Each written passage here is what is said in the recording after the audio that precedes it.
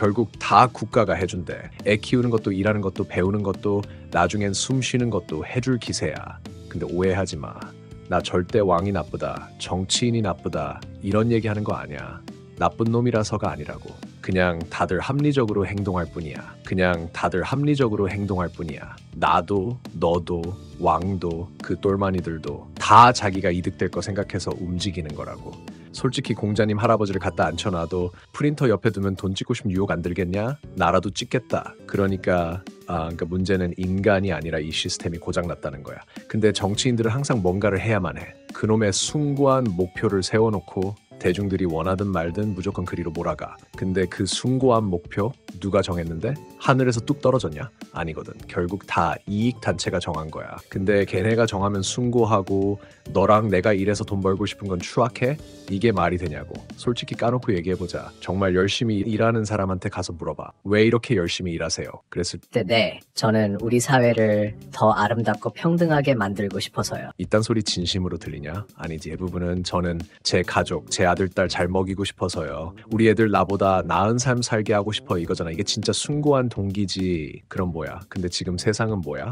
그런 사람들을 이윤 추구하는 나쁜 인간으로 몰아가. 그게 사회주의 애들이 쓰는 상투적인 수법이거든. 이윤 동기 공격. 왜 그런 거에 휘둘려야 되냐고. 결국 우리가 얻은 게 뭐냐? 개입이 또 다른 개입을 부르고 또 다른 개입을 부르고 이제는 무슨 일이 어떻게 시작된지도 기억 안 날 정도로 꼬여버린 세상. 그래서 열심히 자기 일하고 가족 챙기고 사는 평범한 사람들은 세상이 어떻게 돌아가는지도 모르고 그냥 매일매일 돈 벌어서 빚 갚고 세금 내느라 허덕이고. 자유시장? 그런 거 이미 없어. 개입 중독이란 해일에 다 쓸려 내려가고 남은 건 왕과 그 똘마니들의 명령뿐이야. 내가 너무 세게 말한다고? 오케이, 그러면 내가 다시 물어볼게. 왕의 개입 없이 자율적으로 가격이 정해지는 시장 딱 5개만 지금 떠올려봐. 안 떠오르지? 그게 지금 우리가 사는 세상이라고. 그래, 알았어. 그 얘기는 좀 괜찮았던 것 같아. 근데 내가 아까 하려다 못한 얘기 좀 이어갈게요. 우리가 정말로 주목해야 할 부분이 뭔지 아세요? 바로 전문가 집단의 밥벌이예요. 이 사람들 대부분 스스로를 경제학자라고 부르죠.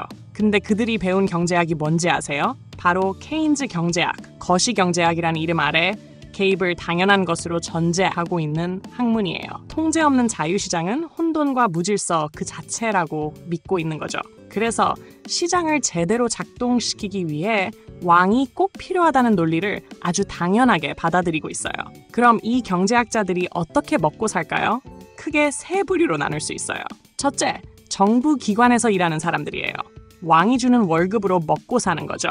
둘째, 정부 세금과 프린터로 찍어낸 머니로 운영되는 교육기관에서 일하는 교수들입니다. 셋째, 정부 규제에 맞춰 움직여야 하는 금융기관 소속 전문가들이에요. 결국 왕이 시장에 개입할수록 이들의 일자리는 더 많아지고 더 안정됩니다. 왜냐? 왕의 개입이 필요하다는 논리를 만들어내는 게 이들의 일이니까요. 예를 들어볼까요? 통화정책과 피아트 머니의 장점을 배운 학생들은 나중에 중앙은행에 취업해서 자신이 배운 대로 경제를 조율하겠죠. 말이 좋아 조율이지. 사실은 조작, 가격 통제를 배운 거예요.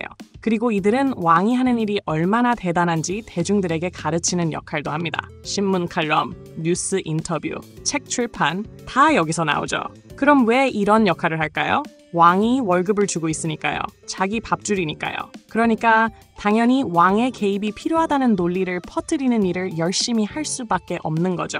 결국 이 사람들은 오피니언 리더가 돼서 왕의 비호를 받으면서 대중을 향한 숭고한 목표 이야기를 퍼뜨리는 겁니다. 그리고 우리가 계속 말했던 것처럼 화폐에 대한 개입이 모든 개입의 시작이었죠. 그렇다면 이 길의 끝에는 뭐가 있을까요? 레닌이 말했잖아요. 자본주의를 파괴하는 가장 확실한 방법은 화폐를 파괴하는 것이다. 결국 화폐에 대한 개입의 종착지는 사회주의인 거예요. 왕이 처음에 우유 가격만 통제하려고 했던 게 결국엔 모든 가격을 통제하게 되는 거랑 똑같은 이치죠. 그리고 여러분, 공산주의 국가들에서 암시장이 번성했던 이유 아시나요? 그거 그냥 다 자연스러운 결과예요. 왜냐면 아무리 1인당 우유 소비량을 제한하고 가격을 2,000원으로 고정해놔도 어떤 사람들은 어떻게든 더 필요하게 돼요.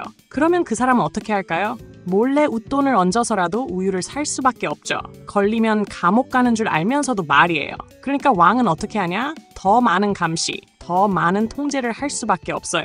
국민들이 얼마 버는지, 뭘 사는지, 어디에 쓰는지 다 감시해야죠. And there is a huge difference there.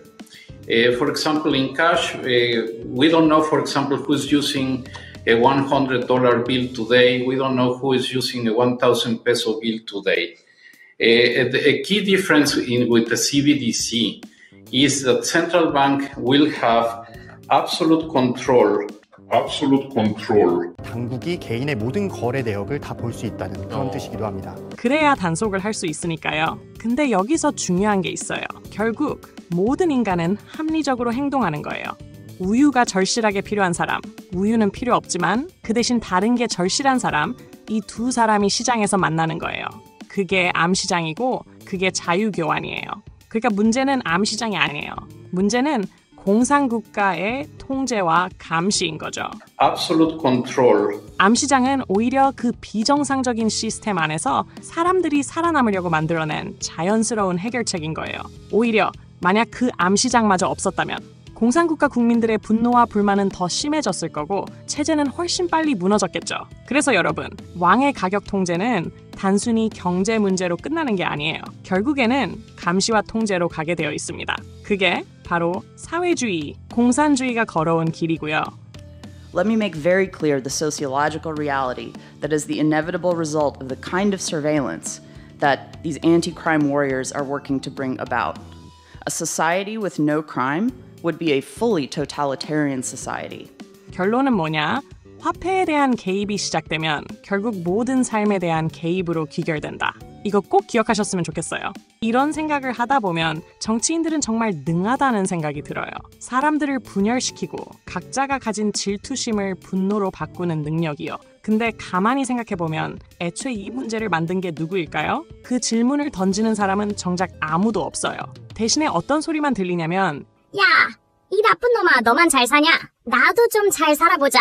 이 문제는 다 내 잘못이야. 쟤 때문이야. 그러니까 니거 내놔. 국가는 뭐하냐? 쟤네 거 뺏어서 나 좀 줘라. 이것 좀 해줘라. 이런 소리만 가득하죠. 그러면 누가 다시 등장할까요? 독점적 지위를 갖고 있는 대기업들은 수조 원에서 수천억의 대규모 이익들을 내는 반면에 중소기업과 자영업자들은 생존의 위기들을 걱정해야 될 그러한 상황에 있습니다. 이러한 독점과 불공정의 거래 구조들을 그대로 방치할 경우에 있어서는 경제 위기를 겪으면서 바로 문제를 만든 장본인, 정치인들입니다. 그들이 또 짠 나타나서 이렇게 말해요. 아이고 우쭈쭈, 제가 너 괴롭혔어? 네 거 뺏었어? 아이고 얼마나 힘들었니? 내가 위로해줄게. 내가 도와줄게. 내가 그거 다시 뺏어서 너한테 돌려줄게. 우리 사회가 더욱더 불평등과 양극화가 심한 사회, 사회적 갈등이 격화되는 사회로 갈 수밖에 없고 이러면서 인기를 얻고 또 당선되고 또 다시 권력을 쥐게 되는 거죠. 그러니 이 악순환이 계속 반복되는 거예요. 시급하게 해결되어야 합니다. 너무 역설적이지만 개입으로 인한 문제요. 우리들에게는 정말 심각한 문제지만 정치인들에게는 그게 오히려 기회고 이득이 되는 거예요. 그게 오히려 기회고 이득이 되는 거예요. 문제가 생기면 생길수록 그들은 더 바빠지고 더 필요한 존재가 되고 더 권력을 쥐게 되는 거죠. 이런 악순환에서 우리가 꼭 빠져나와야 해요. 그렇지 않으면 그 끝에는 뭐가 기다리고 있다고요? 완전한 감시사회, 완전한 통제사회, 완전한 사회주의 유토피아. A society with no crime would be a fully totalitarian society. A fully militarized homeland with total information awareness, black ops against the civilian population. A free people will occasionally commit crimes. It is the obligation of law enforcement to prosecute crimes, but only after they have been committed, and then only within the boundaries established by the Constitution. Having a Constitution, having any legally meaningful concept of inherent human rights, means that some crimes will go unsolved and unpunished, certainly unprevented. And that is an acceptable, indeed desirable, price to pay for human freedom. 여러분들이 이 고리를 끊고 빠져나오는 데에 이 책이 족구금이라도 도움이 되었으면 좋겠어요. 그리고 마지막으로 꼭 기억해야 할 것, 개입의 첫 시작은 뭐였다고요? 바로 화폐 팽창과 이자율 찍어 누르기. 화폐라는 상품에 대한 가격 통제. 이것이 모든 개입의 씨앗입니다. 꼭 기억하세요. 네, 감사합니다. 그러면 이제 이번 챕터도 마무리가 되는데요. 마지막 질문 드려볼게요. 이 굴레를 벗어나는 좀 실질적인 방법들, 어떤 게 시작점이 될 수 있을까요? 좋은 질문이에요. 지금까지 우리가 살펴본 이 거대한 악순환, 끝없이 반복되는 국가의 개입과 그로 인한 문제들, 그리고 그 문제를 핑계 삼아 또다시 개입을 확대하는 정치인들의 행태, 시급하게 해결되어야 합니다. 이 굴레에서 벗어나기 위해서 우리가 할 수 있는 첫걸음은 바로 이 시스템의 본질을 깨닫는 것입니다. 많은 사람들이 문제가 무엇인지조차 제대로 모른 채 그냥 누가 좀 해결해줬으면 하는 마음으로 또다시 국가와 정치인을 바라보거든요. 하지만 문제의 근본 원인이 바로 그 국가와 정치인, 그리고 그들의 무분별한 시장 개입이라는 걸 깨닫는 순간 우리는 비로소 이 잘못된 굴레에서 빠져나올 준비를 하게 되는 것입니다. 지난 몇 년 동안의 토어제로 손해보신 분들은 그 누가 책임질 거냐? 당연히 아무도 책임 안 지겠죠. 그리고 오늘 해지됐다고 물개박수 치실 분들이 한둘이 아닙니다. 한국 사람들이 이렇죠. 규제 당할 때는 찍소리도 못하다가 풀리면 성은을 입은 것처럼 막 이렇게 성은이 만국하옵니다 전하, 거의 이런 분위기잖아요. 이건 조선시대고. 그리고 두 번째, 좋은 돈을 알아야 해요. 우리가 쓰는 돈이 무엇인지, 왜 정부가 마음대로 찍어낼 수 있는 나쁜 돈인지, 그렇다면 어떤 돈이 좋은 돈인지 배우고 깨닫는 게 중요합니다. 이걸 모르면 화폐 팽창이라는 조용한 약탈, 보이지 않는 세금인 인플레이션을 계속 당하면서도 왜 이렇게 살기 힘들지 하고 헷갈릴 수밖에 없거든요. 그래서 첫 번째는 깨닫기, 두 번째는 좋은 돈을 선택하고 지지하는 것, 그리고 세 번째는 자기 삶을 다시 자립적으로 세우는 것이에요.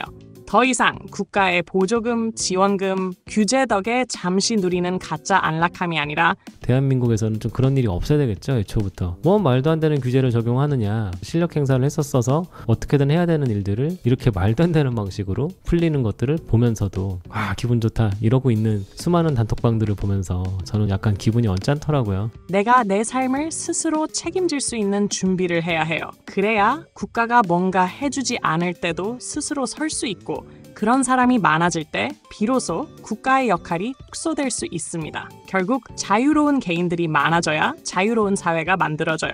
그래서 가장 중요한 첫걸음은 이 모든 걸 깨닫는 것입니다. 그래야 왜 우리 삶이 이렇게 됐을까? 라는 질문에 답을 얻고 같은 실수를 반복하지 않을 수 있습니다. 이게 바로 우리가 이 책을 읽고 이렇게 긴 이야기를 나눈 이유죠. 좋은 돈? 그래, 그 얘기 나오니까 나도 한마디는 꼭 해야겠다. 이건 정말 너무 중요한 얘기라서. 좋은 돈이 뭐냐고? 간단하게 말하면 아무도 멋대로 찍어낼 수 없는 돈, 그게 좋은 돈이야. 그리고 그 돈은 시간이 지나도 내 노력이 보존될 수 있게 해주는 돈이지. 한번 생각해봐라. 내가 오늘 뼈 빠지게 일해서 번 돈을 왕이 내일 아침에 눈 비비고 일어나서 돈 프린터 한번 돌리는 걸로 하루아침에 휴지 조각으로 만들 수 있다면 그게 무슨 돈이냐? 그건 사기야. 사기. 좋은 돈은 누가 내 허락도 없이 마음대로 찍어낼 수 없고 그 돈의 희소성이 지켜지는 돈이야. 그래야만 내가 오늘 일한 만큼의 가치가 내일도 보존되는 거야. 내 노력, 내 시간, 내 인생의 일부가 그 돈에 저장되는 거니까. 근데 오늘날 우리가 쓰는 돈은 뭐야? 왕이 원하면 얼마든지 찍어낼 수 있는 종이 쪼가리잖아. 그렇게 남발된 돈 때문에 생기는 게 뭐다? 인플레이션. 즉, 내가 아무리 열심히 일해도 내 돈의 가치가 점점 깎여 나가는 거야. 그래서 좋은 돈이란 결국 누구도 조작할 수 없고 시간을 초월해서 가치를 지키는 돈이야. 쉽게 말하면 사유재산의 핵심이기도 하지. 근데 이런 돈을 왜 왕과 정치인들은 싫어하겠어? 그런 돈이 세상에 퍼지면 더 이상 자기들 멋대로 돈 못 찍어내고 표 사기 위해 복지 뿌릴 수 없거든. 그러니까 절대 이런 좋은 돈이 세상에 뿌리 내리지 못하게 온갖 방해를 하는 거고. 다시 말하면 사기라 이겁니다. 아니 그 비트코인이 결국 좋은 돈은 단순히 경제 문제에서 끝나는 게 아니라 자유, 개인의 존엄, 내 인생을 지키는 최후의 보루라는 거야. 좋은 돈이 있어야 우리 모두가 당당하게 살 수 있는 거고, 이 얘기는 정말 누구나 가슴 깊이 새겨야 해. 이거 모르면 계속 당하는 거야, 평생. 자, 그러면 좋은 돈이 뭐냐고? 그래, 비트코인이 바로 그 좋은 돈이야. 첫째, 아무도 못 찍어내. 왕도 못 찍어내고 대통령도 못 찍어내고 중앙은행장도 못 찍어낸다. 딱 2100만 개로 끝이야. 이게 왜 중요하냐? 내가 오늘 열심히 일해서 번 돈, 내일 아침 왕이 마음대로 돈 찍어내서 같이 반토막 만드는 짓, 그거 절대 못해. 그러니까 내 노력, 내 시간이 보존되는 거야. 둘째, 검열 불가능. 내 돈이니까 내가 어디에 쓰든 누구한테 보내든 누가 뭐라고 할 수가 없어. 이 돈은 사용 금지, 이런 거 없다는 거지. 내 재산에 대한 절대적 권리, 내 재산에 대한 절대적 권리, 왕이 이래라 저래라 할 수 없는 진짜 자유의 돈이야. 셋째, 국경도 없고 누구 허락 필요도 없어. 계좌 만들어 달라고 은행 찾아갈 필요도 없고 세상 어디서든 인터넷만 되면 누구나 쓸 수 있는 돈, 그게 비트코인이야. 비트코인이 없다면 왕이 계속 찍어내는 종이돈 쓰면서 우리가 벌어놓은 거 다 뺏기고 일평생 뼈 빠지게 일해서 모은 돈, 노후에 다 휴지 조각 되는 거야. 그러니까 좋은 돈이 뭐냐고? 비트코인이다. 그 외에는 없다. 다른 건 다 누가 찍어낼 수 있는 돈들이야. 그래서 비트코인이 중요한 거고, 우리가 이 시스템을 바꾸려면, 이 거대한 사기판에서 빠져나오려면 비트코인이 시작이자 끝이라는 거야. 누가 뭐래도 이거 하나는 분명하게 기억해야 돼. 좋은 돈 이꼴 비트코인.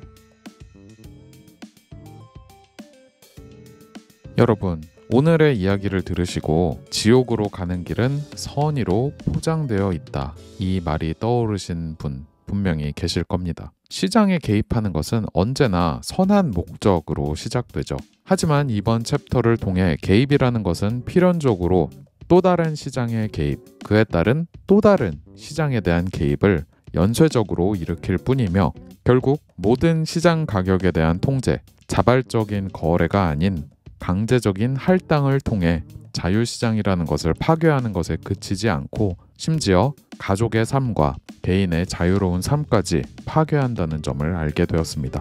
우유 가격 통제로 시작했던 왕의 개입이 결국 모든 생산과 소비를 지배하고 국민들의 삶을 속속들이 감시하는 체제까지 가는 과정.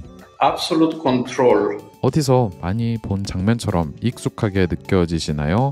아니면 딴 나라 얘기처럼 느껴지시나요? 정치인들은 언제나 국민을 위해 라는 이유를 들며 무언가 해야 한다 라고 주장합니다. 그리고 해결이 되지 않으면 이 주장을 반복하죠. 해결되어야 합니다. 그러면 국민 개개인들은 점점 더 힘을 잃고 가난해지며 국가는 점점 더 비대해지는데요.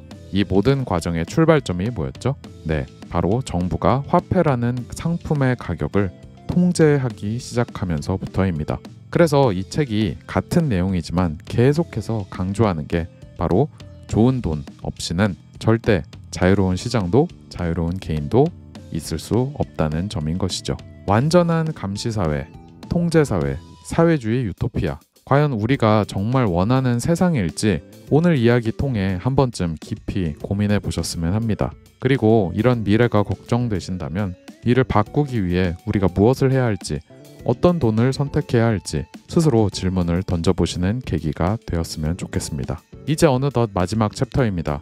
여러분들께서 좋아요 많이 눌러주시면 제가 아마 힘을 내서 아주 빠르게 마지막 챕터 영상을 만들어 볼 수도 있겠죠? 그냥 가지 마시고 오늘의 얘기가 더 많은 분들에게 전해질 수 있도록 좋아요 꼭 눌러주시고 여러분들의 생각이 있다면 댓글로 남겨주시기 바랍니다. 그럼 저는 다음 시간에 다시 찾아뵙겠습니다. 감사합니다. So that I think that the internet is going to be one of the major forces for reducing the role of government. The one thing that's missing, but that will soon be developed, is a reliable e-cash, a method whereby on the internet you can transfer funds from A to B without A knowing B or B knowing A. The way in which I can take a $20 bill and hand it over to you, and there's no record of where it came from. And you may get that without knowing who I am. That kind of thing will develop on the internet, and that will make it even easier for people to use the internet. Of course, it has its negative side. It means that the gangsters, the people who are engaged in illegal transactions will also have an easier way to carry on their business. But I think that the tendency to make it harder to collect taxes will be a very important positive effect of the internet. Which one's the best crypto asset? Well, Bitcoin's the best crypto asset. Okay, what's the second best? There is no second best. There's no second best crypto asset. There's a crypto asset. It's called Bitcoin, right? Right? There's no second best, okay? But take all your money, buy Bitcoin. Then take all your time, figure out how to borrow more money to buy more Bitcoin. Then take all your time and figure out what you can sell to buy Bitcoin.